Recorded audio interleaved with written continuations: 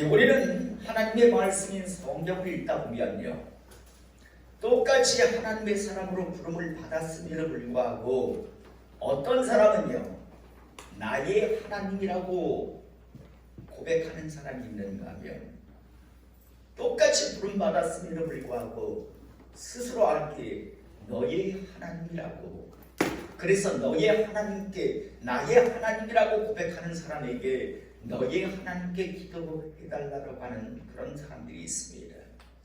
저는 오늘 이 시간 이곳에서 예배드리는 우리 모든 성도님들이요, 단 한 사람도 너의 하나님이 아니라 나의 하나님이라고 고백할 수 있는 그런 하나님의 사람들이 있을 수 있기를 이 시간 축복합니다. 자동차를 운전하기 위해서요, 운전석에 앉으면 모든 차량에는 계기판이라고 하는 것이 운전대 뒤편에 달려 있습니다. 그리고 이 차량 계기판에는요, 여러 가지 차량의 현재 상태를 나타내는 계기 장치들이 있는데, 대표적으로 몇 가지를 말씀드려보면, 먼저 운전자들이 가장 많이 보는 속도계가 달려 있습니다.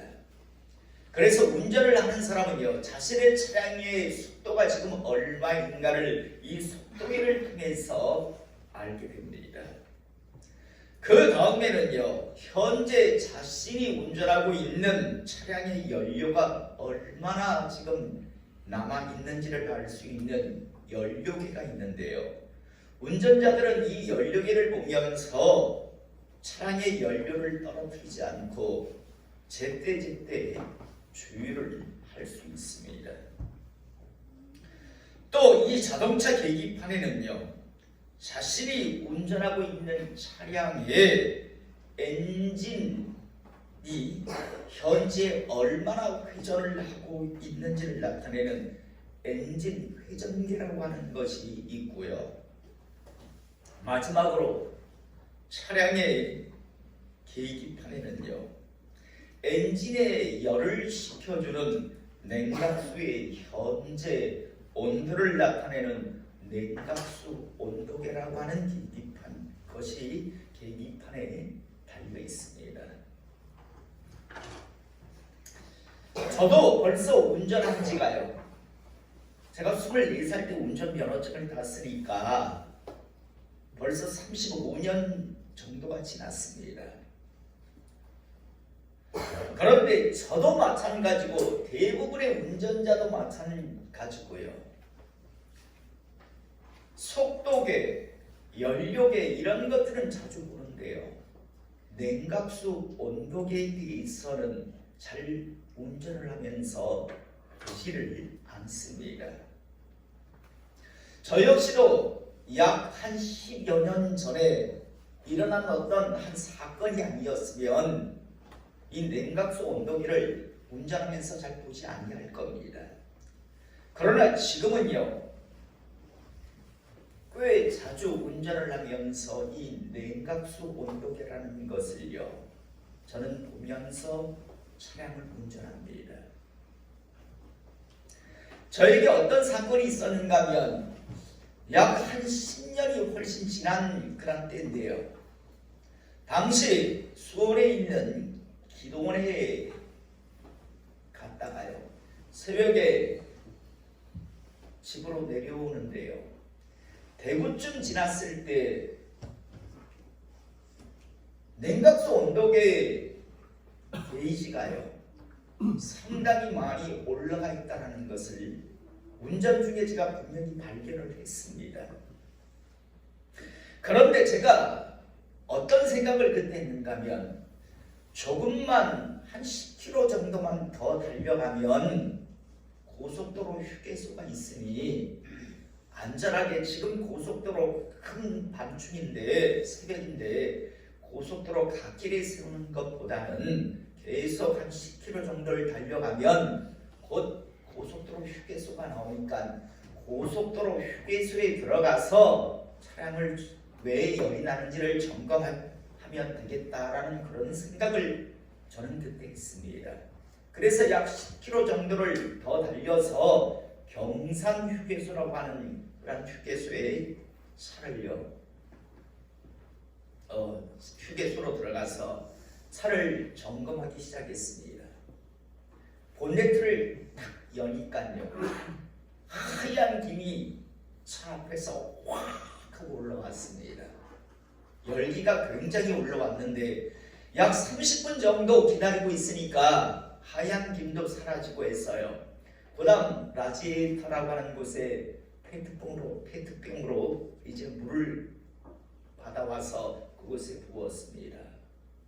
이제는 괜찮겠지라는 생각을 가지고 차량 시동을 거니까 차량 시동이 걸리지 않았습니다.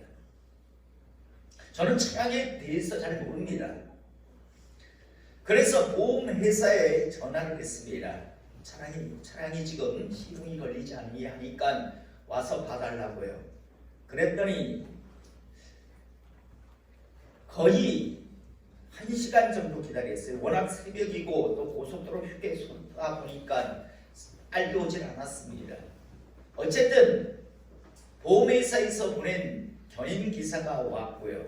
저는 견인기사에게 자초지종에 대해서 여러 가지 이야기를 했습니다. 내가 한 10km 전에 온도 게이지가 올라가는 걸 보았다.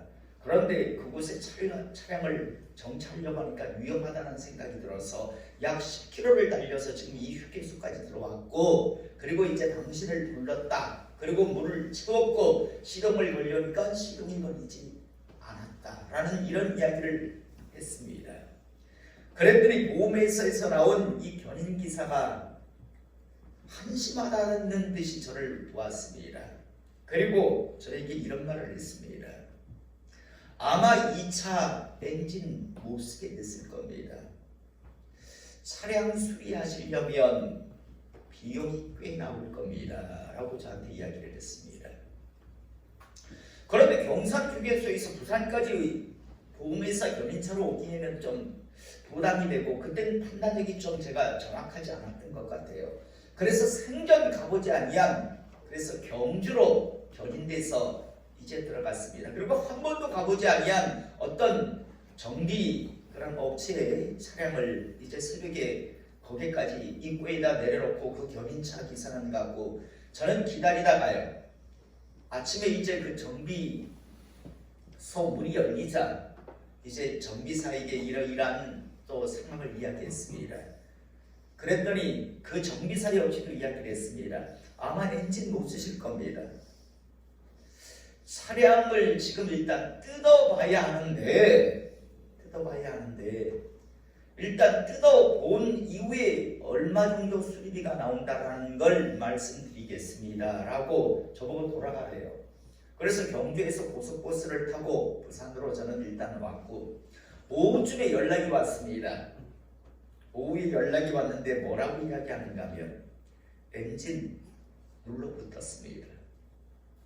그래서 수리하시려면 한 400만 원 나옵니다.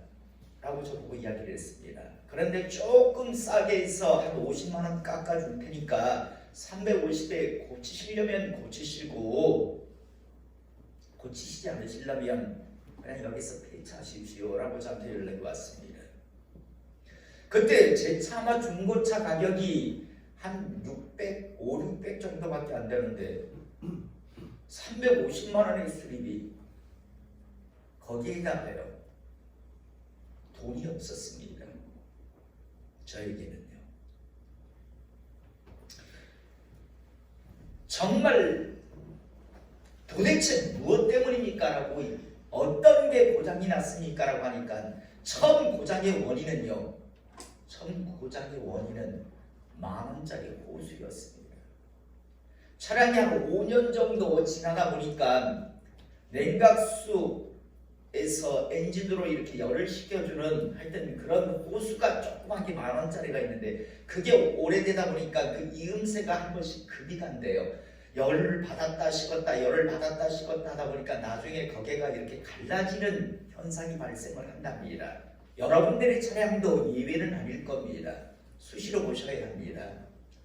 거기에 금이 갔는데 볼로 그 부분으로 물이 샌 거예요. 그래서 온도 게이지가 올라갔는데 그러면 차를 재빠르게 세우면 되는데 저는 10km를 그냥 랑 하고 달려간 거죠. 그것도 100km 이상의 속도로요.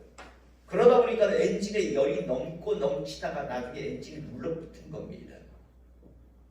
왜 세우질 않으셨습니까? 저보고 이야기를 하더라고요. 그럼 몰랐지요. 그게 그렇게 중요한 건지. 다행히 그때 제 여동생이요, 제 기억으로는 350만 원을 해줬어요. 그래서 차량을 고쳐서, 그것도 경주로, 부산에서 경주로 몇 번을 왔다 갔다 하다가요. 그래서 결국에는 고쳐서 한 2년 정도 더 타고 나중에 그 차량을 다른 차량으로 교체를 했는데요. 참 뼈저리게 후회를 했었습니다. 분명히 이상신호를 저한테 보내고 있었는데 왜 내가 쓰지 않았을까? 참 무식했구나, 이런 생각을 했는데요. 그런데 약 2년 전에 똑같은 일이 저에게 발생을 했었습니다. 당시 교회는 이쪽으로 왔고 사택은 부산에 있었지 않습니까? 이제 오후에 집으로 돌아가기 위해서 교회를 출발했는데, 알다시피 제 차는 가스차였습니다. 남양산 톨게이트 직전에 오면 가스 충전소가 있습니다. 그래서 가스를 채우고 그 다음 1,000원 주고 자동 세차를 하겠습니다. 그리고 일일이 수건으로 싹 차를 깨끗하게 닦고, 이제 남양산 그 요금소를 지나서 부산 쪽을 향해서 딱 방향을 트는 순간 게이지, 요즘은 차량이 좋아져서 불도 들어오더라고요. 뭔가 불이 딱 들어와서 보니까 온도 게이지가 완전히 위로 붙었더라고요. 제가 어떻게 했을 것 같습니까? 과거에 제가 경험이 있는데요, 무조건 묻혔습니다. 무조건 고속도로 바로 묻혔습니다. 바로. 그리고 보험회사에 연락을 해서 견인 기사를 불렀습니다. 그리고 부산으로 차를 끌고 갔습니다. 저번에 경주에 차를 입고했다가 얼마나 고생을 했는지요. 그래서 부산에 제가 잘 알고 있는 그런 정비사가 있는 곳으로 차를 견인해 갔습니다. 그리고 이제 그 정비사에게 또 여러 가지 자초지종에 대해서, 나 새 차 있다, 그리고 막 출발을 하는데 불이 들어오는 걸 보고 무조건 갓길로 차를 세웠다 이번에는, 이라고 이야기를 하니까 정비사의 말이 뭐라고 이야기하는가 하면, 목사님, 제가 목사인 줄 압니다. 목사님, 열이면 열 다 목사님 같은 말을 합니다. 문제가 생기면 다 차를 재빠르게 세웠다라고 이야기합니다. 그런데 뜯어보면 열이면 아홉은요, 다 늦어서 엔진을 수리하는 그런 상황이 다들 연출됩니다. 뭐 목사님이 빨리 세웠다고 하니까 믿을 수밖에 없겠죠. 그런데 뜯어봐야 합니다, 라고 이야기를 했습니다. 마음이 제가 굉장히 졸여왔습니다. 이전에 큰 금액의 수리비를 낸 적이 있기 때문에. 근데 암만 생각해도 난 진짜 오래 빨리 세웠는데 라는 생각을 했는데, 점검하는 방법 별거 아니더라고요. 물을 부면서 거기에 거품이 막 이렇게 나오면은 늦었는지 아닌지를 알고 하는데요. 어찌되었든요, 저보고 정비사가 이런 이야기를 했습니다. 목사님, 진짜 빨리 세우셨네요, 라고 하면서 수리비 3만 원 들었습니다. 세월이 10년 이상이라니까 그 호수값이 2만 원이더라고요. 그리고 인건비 1만 원. 그래가지고 저보고 목사님 3만 원만 내주십시오 라고 했습니다. 그러면서 저보고 하는 말이, 목사님 조금만 내주셨으면 3만 원이 아니라 아마 몇백만 원 나왔을 겁니다. 요즘은 뭐 컴퓨터로 막 여러 가지 그런 더 차량이 복잡해져서요, 수리비가 어마어마하답니다. 사랑하는 성도 여러분, 저는 10여 년 전에 한번 무식해서 어리석었어요. 분명히 사인을 차량이 보내고 있는데도 불구하고요, 꾸역꾸역 갔습니다. 그리고 그 결과는, 그 대가는 참 컸습니다. 그렇지만 제가 그 후회되는 그 경험 때문에 약 2년 전에는 똑같은 어떤 현상이 일어났을 때 저는 무조건 똑같은 실수를 되풀이하지 않겠다라는 그런 마음으로요, 차를 세웠고, 다행히 수백만 원의 수리비가 아니라 3만 원의 차량을 고칠 수 있었습니다. 그런데 돌이켜보면요, 가만히 생각해보면 우리의 신앙생활 역시도 마찬가지라는 것을 알게 됩니다. 우리 모두는 하나님의 백성으로 이제 기회를 얻고 부름을 받아서 신앙의 그런 경주를 지금 하고 있습니다. 모두들 출발을 했습니다. 그런데 여러 가지 이유로요, 신앙의 경주에서 벗어나게 하는 그런 일들, 또 멈추게 하는 그런 일들이 우리에게 발생을 합니다. 분명 우리는 신앙의 여정 속에서요, 내 지금 신앙의 생활이, 내 신앙의 지금 달려감에 있어서 문제가 지금 분명히 있다는 걸 우리는 분명히 알게 됩니다. 왜? 하나님께서 알게 하십니까? 이대로는 안 될 텐데, 이건 틀림없이 문제가 생길 텐데 라는 그런 걸 하나님께서는 우리에게 알게 하십니다.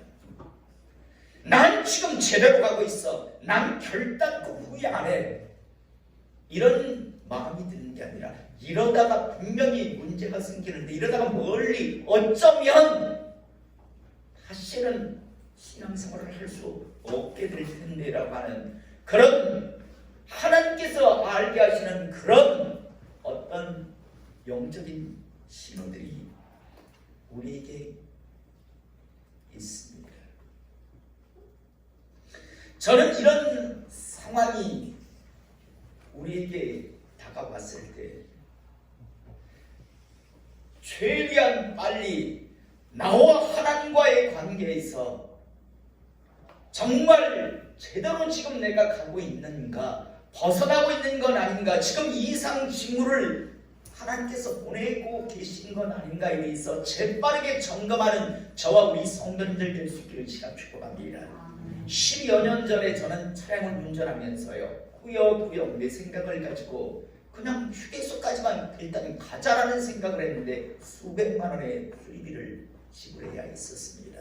그러나 저는 2년 전에는 달랐습니다. 무조건 이상 징후가 발생했을 때 저는 멈추었습니다. 우리는요, 성경 속에 보면 하나님께서 말씀하실 때 모든 사람들은 연약해서 완벽한 신앙의 여정을 달려간 사람은 없습니다. 연약하고 부족해서 신앙의 여정, 신앙의 길에서 벗어나는 상황에 놓일 때가 있는데, 지혜로운 사람과 지혜롭지 못한 사람, 계속 하나님으로부터 쓰임받은 사람과 결끝내는 하나님께 버려진 사람의 차이를 발견하게 되는데, 그게 무엇인가 하면 하나님께서 자신의 종을 통해서 말씀하실 때 깨닫고 즉시 돌이켜 제대로 된 길을 간 사람과 꾸역꾸역 그냥 달려간 사람, 그 차이라는 것을 보게 됩니다. 우리가 잘 알다시피 사울왕 같은 경우에 하나님께서 사무엘 선지자를 통해서 분명히 잘못됐음을 말씀하셨습니다. 그런데 즉시 멈추지를 않고 꾸역꾸역 이제를 했다가 이번에는 접점을 향해서 계속 꾸역꾸역 가다가 결국 하나님으로부터 난 널 이제 쓰지 않겠다라고 하는 선고를 받는 걸 우리가 보게 됩니다. 여러분, 오히려 사울왕보다 훨씬 더 추잡하고 더러운 죄를 지은 사람이 다윗 아닙니까? 그렇지만 다윗은 하나님께서 나단 선지자를 보내셔서 지금 그 인간 같지 않은 자가 바로 당신이요 라고 말했을 때 다윗은 즉시 무릎을 꿇는 걸 멈추는 걸 보게 됩니다. 이 두 차이가 아무것도 아닌 것 같은데요. 다윗은 계속해서 하나님 앞에 쓰임받고 사울 왕은 쓰임받지 못하고 버려지는 것을 우리가 보게 됩니다. 또 우리는 신약 성경에 보면 바울이라고 하는 이전의 사울이죠. 자, 바울이라고 하는 사람을 우리가 보게 되는데요. 그는 자기가 하고 있는 모든 일이 옳다라고 생각했습니다. 예수 믿는 것들은 다 잡아 죽여야 한다는 그런 생각을 했던 사람입니다.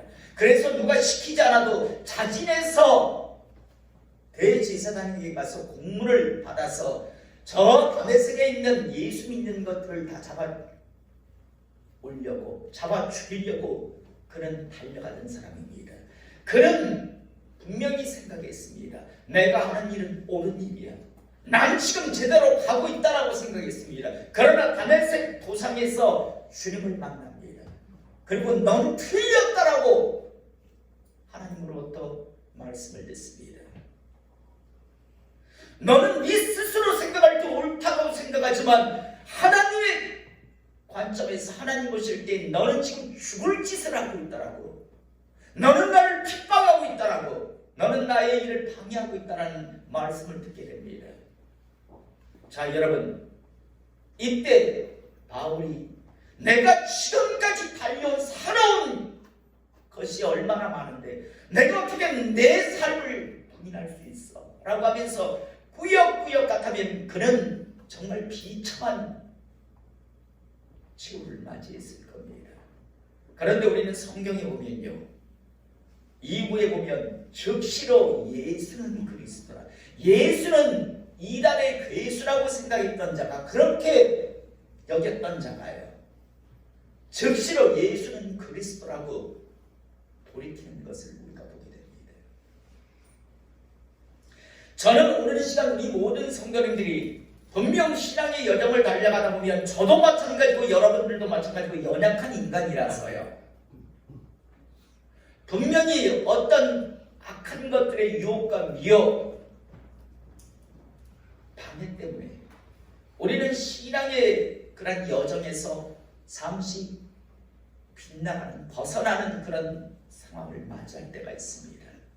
이때 하나님께서는요, 분명히 우리에게 각양의 방법을 통해서 말씀하십니다. 너 틀렸다고, 그러다 큰일 난다고 라고 말씀하십니다. 여러분, 이때 꾸역꾸역 그래도 하면서 꾸역꾸역 하는 어리석은 자가 없기를 이 시간 축복합니다. 즉시 멈추어서 하나님이 원하시는 그 방향을 향해서, 올바른 길을 향해서 달려가는 저와 우리 성도님들 될 수 있기를 이 시간 축복합니다. 오늘 요엘서 2장 10절에서 14절의 말씀 우리가 먼저 듣기 전에요, 여러분, 이 요엘서 때의 상황이 어떠했는가를 우리는 요엘서 1장 2절에서 4절의 말씀을 통해서 우리가 알게 되는데, 제가 읽어드리겠습니다. 늙은 자들아, 너희는 이것을 들을지어다. 땅의 모든 주민아, 너희는 귀를 기울일지어다. 좀 들어라, 귀를 기울이라라고 말합니다. 너희의 날에나 너희 조상의 날에 이런 일이 있었느냐? 너희가 이런 일이 있었다는 걸 너희 들어봤느냐? 라고 이야기하는 겁니다. 너희의 날에나 너희 조상들의 날에 이런 일이 있었느냐? 너희는 이 일을 너희 자녀에게 말하고, 너희 자녀는 자기 자녀에게 말하고, 그 자녀는 후세에 말할 것이니라. 대대로 오늘 있었던 이 사건, 지금 일어나고 있는 이 일들을 이야기하라고 말합니다. 그러면서 4절에 팥죽이가 남긴 것을 메뚜기가 먹고, 메뚜기가 남긴 것을 느치가 먹고, 느치가 남긴 것을 황충이 먹었다 라고 말씀이 나옵니다. 여러분, 팥죽이, 메뚜기, 느치, 황충, 이게 뭘까요? 메뚜기의 종류입니다. 여러분, 예전 우리나라 못 살 때요, 촉은 목피라고 하죠.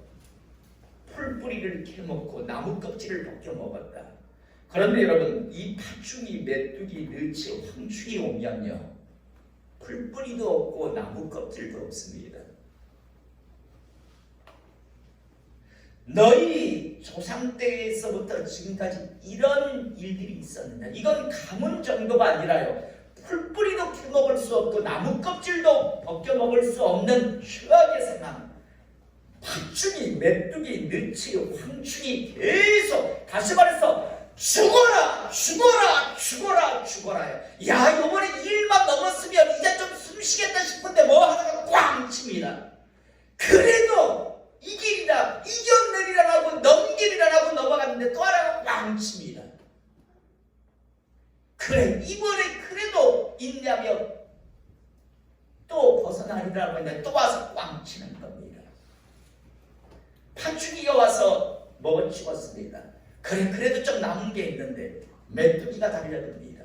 또 메뚜기가 하니까 너치가 달려들고, 너치가 이제 지나가고 나니까 황충이 달려듭니다.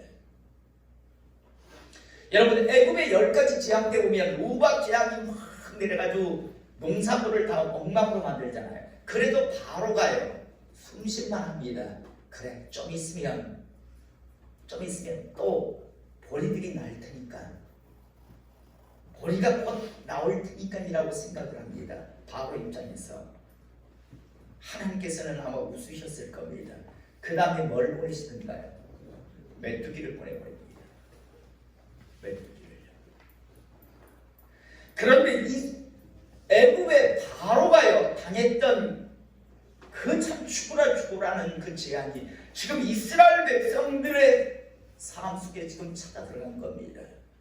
너희 조상과 너희의 날에 이런 일이 있었느냐? 여러분, 최악의 어려움이 이스라엘 백성들에게 지금 일어나고 있었습니다. 나름대로 그 문제를 어떻게 해결해야 하는가라는 것에 대해서요, 사람들은 각자 자기의 어떤 상황, 자신의 신앙에 따라서 그 방법을 찾았을 겁니다. 그런데 하나님께서 오늘 요엘서 2장 12절에서 14절의 말씀을 지금 이스라엘 백성, 하나님의 사람들에게 보내주시고 계십니다.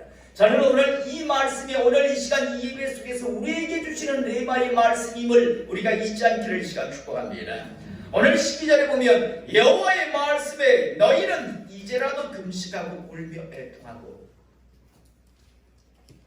너희는 이제라도, 늦었지만 이제라도 금식하고 울며 애통하고 마음을 다하여 내게로 돌아오라 하신다니, 이제라도 돌아오라고 말씀합니다.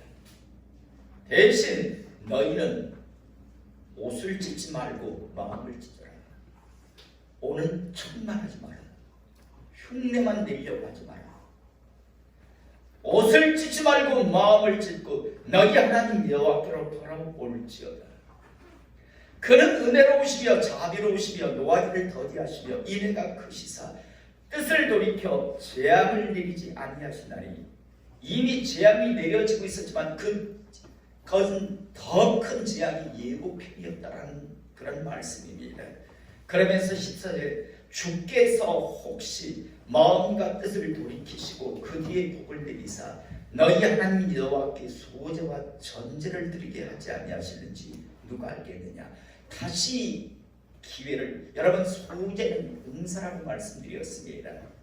다시 하나님께서 이제 혹시 너희에게 하나님을 섬길 기회를 주실지 모르지 않느냐라는 말씀을 합니다. 너희는 이제라도 돌아오라. 저는 이 말씀을 받으면서 가장 제 마음판에 새겨졌던 말씀은 이제라도입니다. 너희는 이제라도 돌아오라. 저는 오늘 이 시간 우리 모든 성도님들이 너무 늦지 않기를 이 시간 축복합니다. 말씀의 서두에서 저의 경험담을 말씀드렸습니다.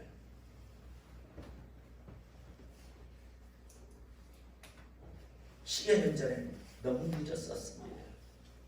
그러나 2년 전에는 안 늦었기 때문에 수백만 원의 수리비가 아니라 단돈 3만 원의 차량을 고칠 수 있었습니다. 저는 오늘 이 시간 이곳에서 예배드리는 저를 포함한 우리 모두가요, 하나님 모시기에 과연 지금 제대로 달려가고 있는가를 한번 점검해 보실 수 있기를 원합니다. 그리고 지금 잘못된 방향을 향해 달려갔다면 즉시 멈추고 하나님 원하시는 하나님의 그런 방향을 향해서 달려가는 그런 하나님의 사랑 되기를 다시 한번 소원하는데, 너무 늦지 않기를 원합니다. 늦으면 늦을수록 감내해야 하는 여러 가지 일들이 참 큽니다. 하나님 주시는 기회를 잃어버리지 않기를 원합니다. 여러분, 우리가 지금 살고 있는 시대에 얼마나 불안합니까? 코로나19가 창궐해서 난립니다. 하루에 400명, 500명이 죽어나갑니다. 그건 통계에 잡힌 숫자라고 이야기를 하거든요. 저는 더 불안한 건요, 지금 코로나19가 오미크론으로서 큰 어떤 치명률이 떨어진다는데, 만약에 이제 치명률이 있는 코로나가 다시 한번 변이를 일으키면 전 세계는 버텨낼 힘이 거의 없습니다. 이제 죽는 것 뻔히 보면서 바라만 말해야 하는 시대가 됩니다. 또 우크라이나 저 전쟁 때문에 지금 온 세계가 지금 식량난이 다가올 거라고 이야기를 하잖아요. 어제 뉴스를 보니까 터키는 물가가 50%가 위에 올랐더라고요. 여러분, 지금 미국이 러시아 전쟁을요 멈추기를 원한다고 생각하십니까? 미국은 러시아가 전쟁을 멈추기를 전혀 원치 않습니다. 왜냐하면 저렇게 가만히 두면 러시아는 점점 힘 빠져갈 거고, 러시아와 친한 미국과 가장 지금 대치하고 있는 중국 역시도 힘을 잃게 되어 있거든요. 그래서 모든 사람들이 이야기합니다. 미국은 지금 쇼를 하면서 하지마 하면서 딜로는 우리나라 지금 남북 통일을 미국이 원치 않듯이요, 일본이 원치 않듯이 지금 우크라이나와 러시아의 전쟁을 미국은 멈추기를 원치 않습니다. 죽어나가는 건 정작 전쟁의 당사자들이죠. 여러분들이 한번 러시아의 푸틴 입장이 된다고 해보십시오. 지금 저대로 전쟁이 멈추면요, 푸틴은 전범이 됩니다. 전범 재판소에서 재판을 아마 받아야 될 겁니다. 저대로 멈추면 또 러시아에서 자기는 우두머리 자리에서 내려와야 합니다. 뻔하잖아요. 여러분이라면 어떻게 하시겠습니까? 제가 푸틴이라면 전 핵습니다. 저는 이걸 쓸 거예요. 제가 푸틴 입장이라면. 이대로 끝나면 죽도 밥다니고 전범 재판소에 서야 하고, 아니면 최소한 러시아에서 지금 러시아의 권력 자리에서 내려와야 하는데 아무것도 남는 게 없는데요. 두고두고 아무것도 아닌 그런 존재가 될 텐데, 그래서 지금 자꾸만 전 세계에서 자꾸만 핵전쟁이 일어날 거다라고 자꾸만 이야기를 하지 않습니까? 여러분, 얼마나 불안할까? 전염병, 기근, 식량난, 전쟁, 그 외에도 국내적으로도 많은 불안 요인들이 우리의 삶 속에 지금 도사리고 있습니다. 저는 이럴 때 우리 성도님들이요, 하나님 앞에 옷을 찢는 게 아니라 마음을 찢고 하나님 앞에 나아가는, 그래서 하나님으로부터 지지와 보증하심을 받는 그런 하나님의 사람과 가정과 교회가 되기를 이 시간 축복합니다. 우리나라가 지금 11장을 한다잖아요. 지금은 죽으면 냉동실에도 못 들어간답니다. 냉동실 앞에 있어야 하고, 화장 순서를 기다리는데 11일 정도가 기다려야 한답니다. 죄송하지만 부산분들은 정관에 쉽게 갈 수 있지만 양산분들은 못 갑니다. 양산은요 더 힘들답니다. 양산에 사는 사람들은요. 저 울산의 하늘공원이라고 하는 곳에 가서 정말 겨우겨우 하려면 어마어마하게 오랜 시간이 걸린답니다. 참 요즘은 죽어서도 마음 편히 보내드리지 못하는 시대가 되어버렸습니다. 여러분, 이런 불안한 시대에서 여러분, 아무도 우리를 책임져 주지 않습니다. 어느 누가 우리를 책임져 주겠습니까? 오직 우리를 책임져 주실 분은 하나님밖에 없다라는 사실 꼭 기억하시고, 너의 하나님이라고 말하는 분들이 아니라 나의 하나님이라고 고백하실 수 있는 그런 하나님의 사람 되실 수 있기를 이 시간 주님의 이름으로 축복합니다. 기도하겠습니다.